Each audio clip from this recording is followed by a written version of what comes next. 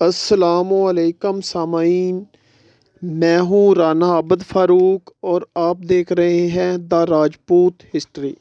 سامعین، راجپوتوں کے 36 شاہی خاندانوں میں ایک بہت ہی اہم خاندان قائم خانی راجپوت۔ قائم خانی قبیلے کی ہسٹری۔ قائم خانی راجپوت نہایت بہادر جنگجو عسکری قبیلہ ہے۔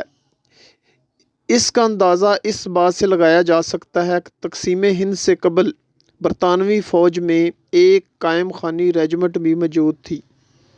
یہ سب چوہان راجپوتوں میں سے ہیں۔ راجہ کرم سنگھ چوہان کی اولاد میں سے ہے جو پرتھوی راج چوہان کے سکے چاچا راجہ موٹے خان چوہان کے بیٹے تھے۔ اسلام قبول کرنے کے بعد راجہ کرم سنگھ کا نام قائم خان رکھا گیا، جس کی وجہ سے اس کی اولاد قائم خانی راجپوت کہلوائی۔ راجہ قائم خان نے قلعہ فتح پور تعمیر کر کے اپنی خود مختار ریاست کی بنیاد رکھی۔ اس کے بعد تغلق خاندان کی حکومت میں اس کا کافی اثر و رسوخ تھا، بلکہ حصار اور فیروز پور کی گورنریاں قائم خانیوں کے پاس ہی تھی۔ اس کے بعد قائم خانی حیدرآباد دکن میں بھی آباد ہو گئے۔ حیدرآباد ریاست میں یہ کافی اہم عہدوں پر فائز رہے۔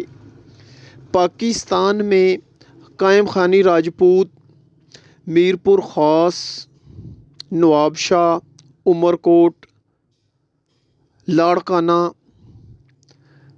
پنجاب میں بہاولپور، ملتان میں یہ قبیلہ آباد ہے، اور ہندوستان میں راجستھان، ہریانہ، اتر پردیش، فتح پور، جے پور، بھارت پور میں یہ قبیلہ آباد ہے۔ راجپوت قائم خانی قبیلے کی مشہور شخصیات: میجر جنرل بشیر احمد، سابقہ وزیر چیئرمین ہلال امر پاکستان جنرل یوسف، سابقہ چیئرمین سٹیل مل جنرل سکندر حیات، سابقہ ایم این اے روینہ سعادت قائم خانی، سابقہ وزیر سندھ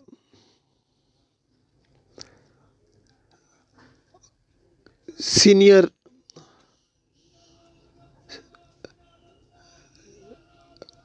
انیس قائم خانی ایم کیو ایم کے مرکزی قائد، پہلے مسلم M L A Lok Sabha Bharat Mumtaz Ali Khan, Hyderabad Deccan.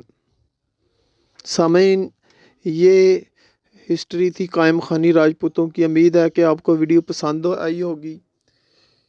Video میں کوئی کمی بیشی رہ گئی ہو تو کمنٹ سیکشن میں اپنی رائے کا اظہار کریں۔ شکریہ۔